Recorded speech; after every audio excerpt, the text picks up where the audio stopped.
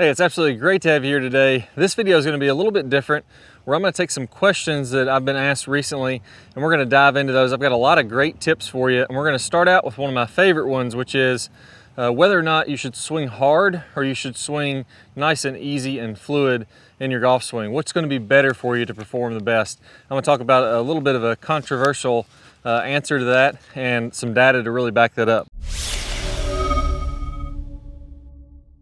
I have a ton of great content coming out this year and I don't want you to miss out, but you got to click that subscribe button. If you don't click it, you may miss some of the best tips that are going to help you with your game. Also, click that thumbs up, post your comment below. I'd love to hear from you.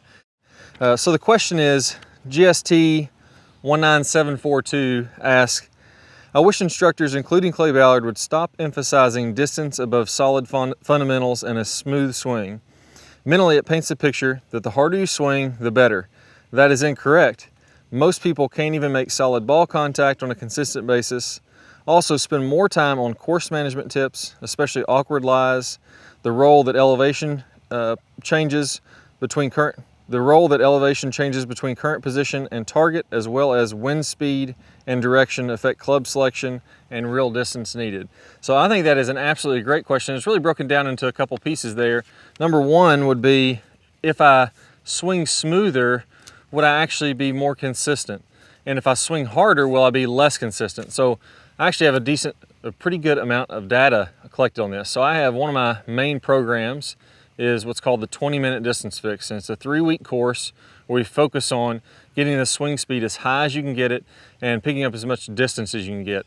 Now in that course, one of the first drills that I have people do is swing as hard as they can.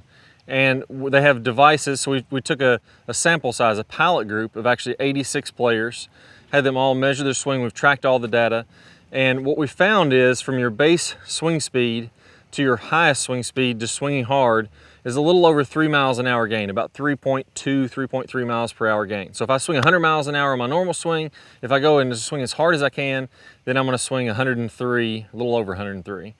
Well, in the 20-minute distance fix class, which is 2 range sessions per week, they last 20 minutes each, and then 1 20-minute session from home.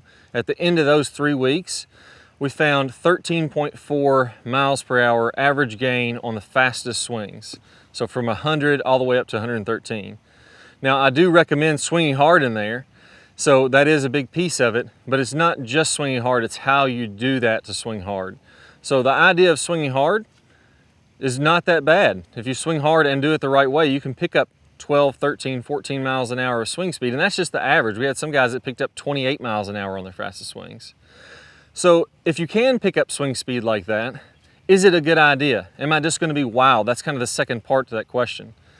Well, again, that 86-person sample set, we asked them a lot of questions as they went through this, and those that completed the drills, the 86 people that completed the drills in the 20-minute distance fix, a little over 80% of them said that they were hitting it as straight or straighter than they did before the course. So not only did they pick up, 13 miles an hour is about 2.6 yards for every mile an hour. So we're looking at about 34.5 yards longer, but then over 80% of them said, I'm hitting it just as straight or straighter. So the idea that I need to swing slow and smooth and stay in rhythm is mostly false from what I found. If you're inconsistent, you're not hitting a lot of fairways, you're not really hitting it as consistent as you want on the face, I found if you swing hard, you're still going to be fairly inconsistent. If you swing easy, you're still going to be fairly inconsistent. The way to build consistency is to develop the fundamentals and develop the skills of consistency. So if you're fairly inconsistent right now, no matter how easy you swing, you're still going to be fairly inconsistent. And if you want to test that out, it's really easy to do. Just go out, play 18 holes, swing nice and easy off the tee, and then see how your score goes. Most of the time, people are going to find that they shoot about the same as they normally would. Now, if you're really inconsistent and you're feeling like when you swing harder or you work through these distance drills that maybe you can't make ball first contact, maybe you are struggling a little bit there, that's where the Top Speed Golf system is going to come in. So that's a little bit different program that focuses more on the fundamentals. So one of the main fundamentals I go over in the Top Speed Golf system is what I call the stable fluid spine. And with that, what I'm trying to do here, and what all great players do, all great pros do, I've analyzed hundreds of PGA Tour players, and they're all doing this very consistently, is that as I come through contact, I need my body tilted away from the target. So if I'm hitting this way, I need my upper body tilted away. That allows me to release in front of the golf ball. That's what I call a stable fluid spine. And the second piece of that is the straight line release. If I'm gonna release this club with some lag, I need that to happen in front of the golf ball or through the golf ball. So if I'm flipping, I'm gonna have a really tough time being consistent. If I'm leaning toward the target and now my upper body is going this way toward the target, I'm gonna have a really tough time being consistent. So I address those issues in the Top Speed Golf system. So in a nutshell, let me go ahead. I got a tip for you to pick up some distance here in a second, but let me break through exactly what I would recommend. I would recommend starting off with the distance right away. Work through the 3-week course, pick up 13 miles an hour of swing speed, start driving at 30 yards farther, and really just have a lot of fun with it. If you get a little bit inconsistent or a little bit less consistent, it's going to be marginal. And even from there, I don't have the data to back that up. I think you're going to probably be as consistent as you were before, if not more consistent. But you're going to be hitting it a whole heck of a lot farther. Then at that point, then work through the Top Speed Golf system so that you can really get super consistent, develop the fundamentals that are going to allow you to have play great golf the rest of your life. So let's jump in with that swing speed. I know everybody wants more swing speed. I know you'd like to start hitting it farther. Let's go over one of the #1 things here that I see that helps players to get some more swing speed. This is a little sneak peek from the 20-minute distance fix. I can't give you away everything here, but I'm gonna give away one of the best tips. I call this the boomerang. And basically what this means is as I come down, my hands are gonna be going down in the downswing. If you can imagine my hand path like a boomerang, it's going down and then back up. And this club is gonna be going down. And the key here is not only the down part of the boomerang getting club head speed, but then turning my hands back up to allow the club whip on through. So I want to focus on my butt into the club, staying down toward the ball as long as I can, really getting this to work out toward the ball. And then from there, to really get the snap of speed, I want to go ahead and release that, turn the butt end of the club back up toward my body. So let me go ahead and give one a whirl here. I'm going to swing hard on this one. I'm going to go ahead and give it a good rip, and we'll see if I can hit the fairway. If I don't, then it's not going to be a very good argument. I'm not going to look too good here. Let's try it out.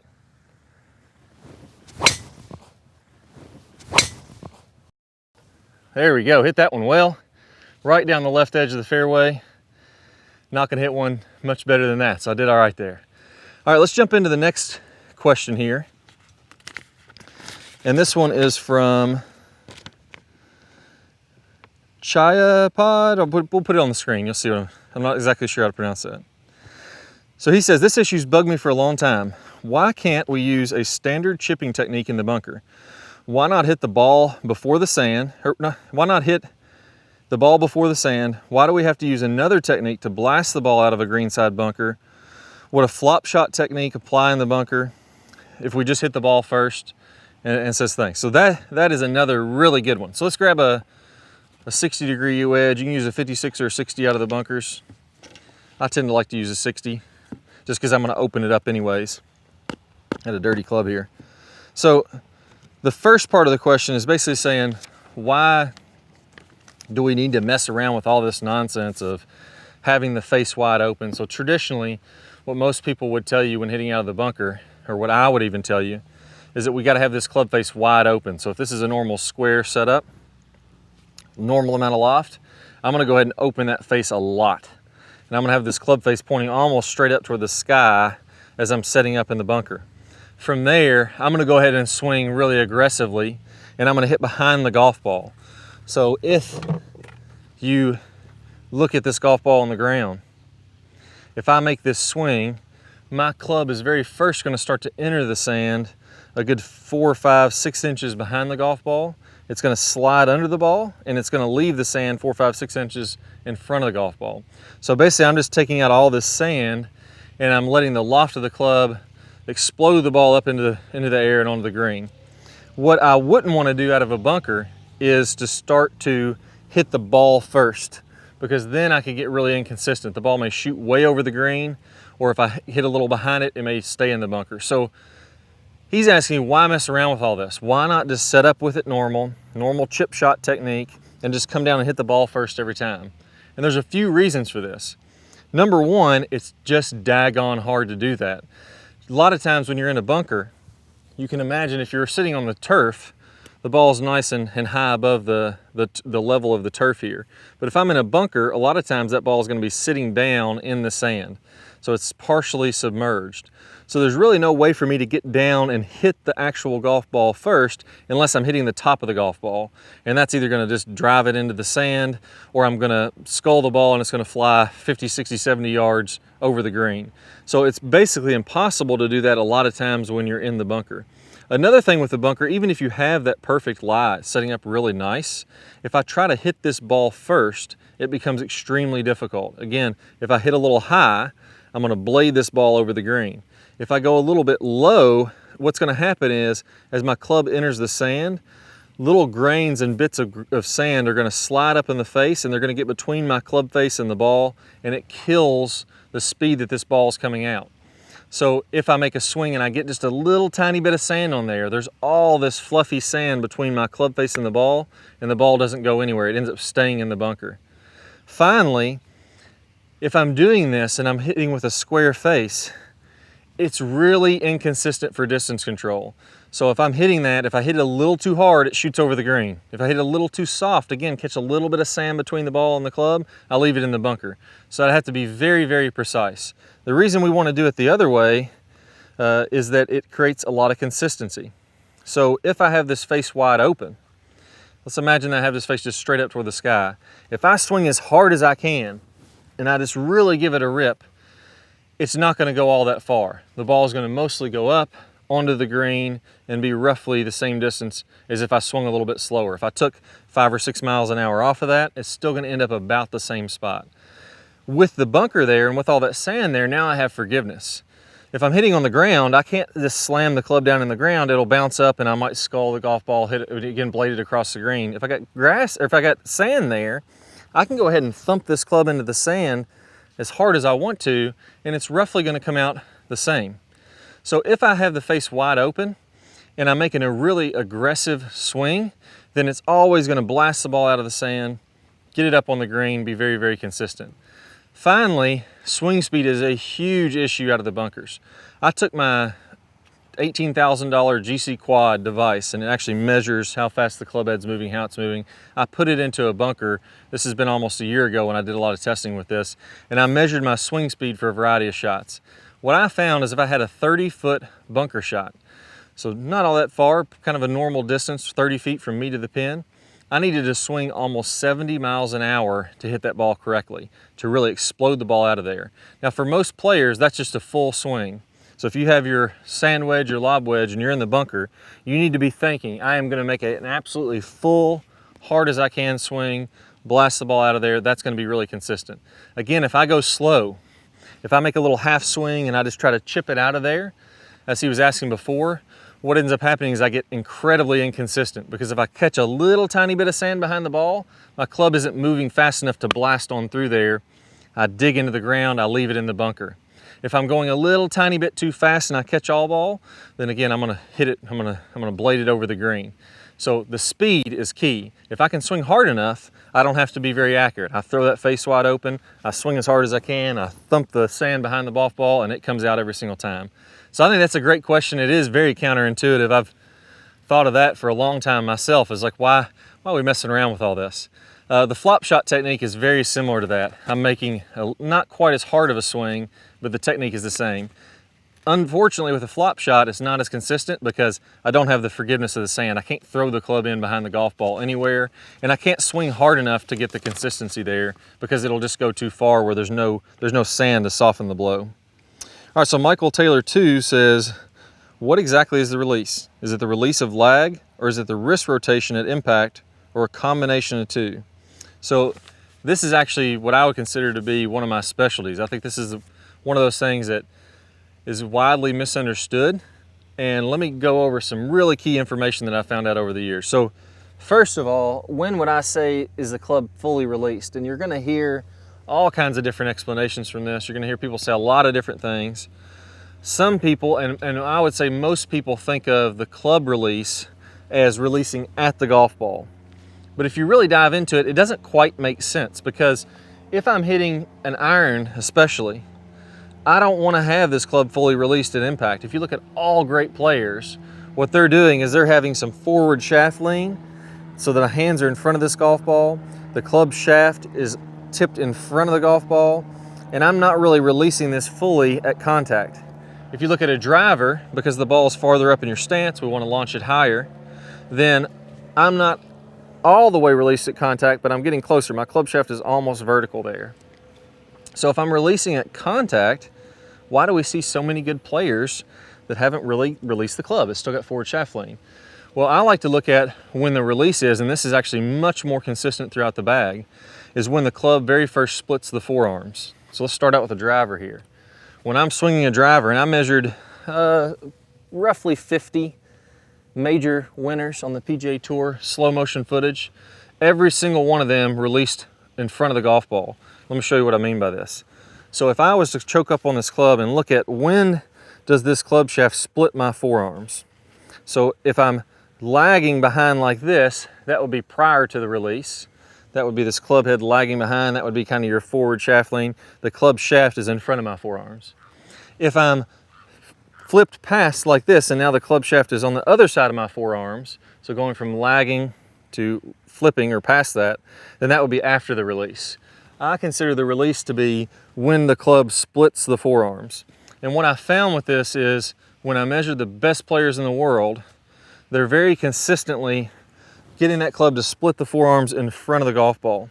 So if you look at the PGA Tour guys, the best players, again, these are major winners, most all of them were releasing that club between 20 degrees in front of this golf ball. So the club very first split the forearms between 20 degrees and 50 degrees in front. The average there is 45 degrees in front, meaning that whenever that club splits the forearms, I've let all that go and I'm about 45 degrees in front. That also happens to be about where my belt buckle, my chest, and my arms are all 45 degrees in front. So everything is in a straight line at that 45 degree in front angle. That makes it so simple to hit the ball consistently because the ball's just getting in the way. That's why I call it the straight line release, is that my hips, my arms, my shoulders, my club, everything is releasing out in front. If you look at a wedge or any club in the bag, you're gonna see it's very consistent with this.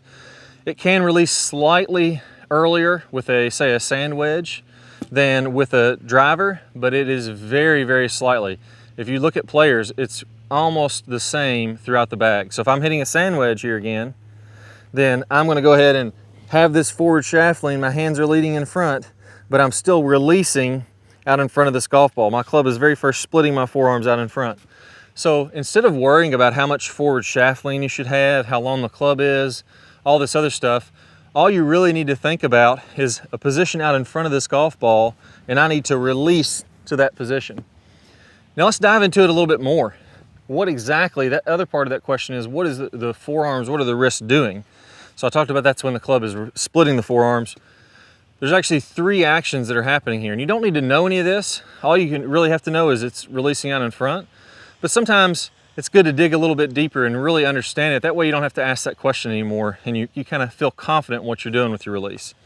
So the first motion would be what's called radial and ulnar deviation of the wrist. So if my wrist is flat, if I take my thumb and I bend it back like this, that would be radial deviation. If I turn my hand down like that, that would be ulnar deviation.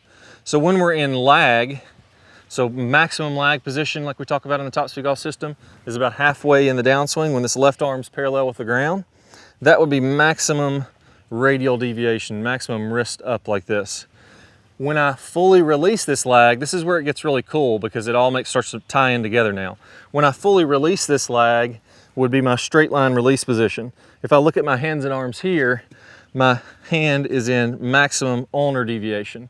So this motion, or what most people would call a cast, would be exactly what you're trying to do in the golf swing. Get as much lag as you can, as much radial deviation, and then let that thing go. Let that release as hard as you can. So if you watch as I make a swing here, you're gonna see that I can kind of save up some of this lag, and then I'm not holding it off like this. I'm letting it go as hard as I can. That's what gets the speed. If I'm taking this club and throwing it, that's gonna be a lot more speed than if I take this club and try to hold it off like that. It's that whip that allows you to get the swing speed. So let's go ahead and give one a whirl here. See if I can get some good lag, and then I'm gonna release it hard out in front of this golf ball. There we go, hit a nice one right down the middle. And I really tried on that one just to let that go. That's piece number one. Piece number two is what's called flexion, which would be the palm of my hand back toward my body. That's this motion. And extension, my knuckles back toward my elbow. Look like that. Same thing here. When I'm in, specifically, my watch is trying to talk to me. So specifically, this ties in with the right hand. When I'm in the downswing, and again, the same thing with the right hand. When I'm in the downswing with lag, I'm at kind of radial deviation, bent up. And when I'm releasing it, I'm at ulnar deviation, or bent down. The second piece there, my extension. As I'm in that maximum lag position, my wrist is fully cocked back. I have as much extension as I can get there. That's loading up that club and getting it ready to release. When I'm in the straight line release and I've let that go, now my wrist is flat.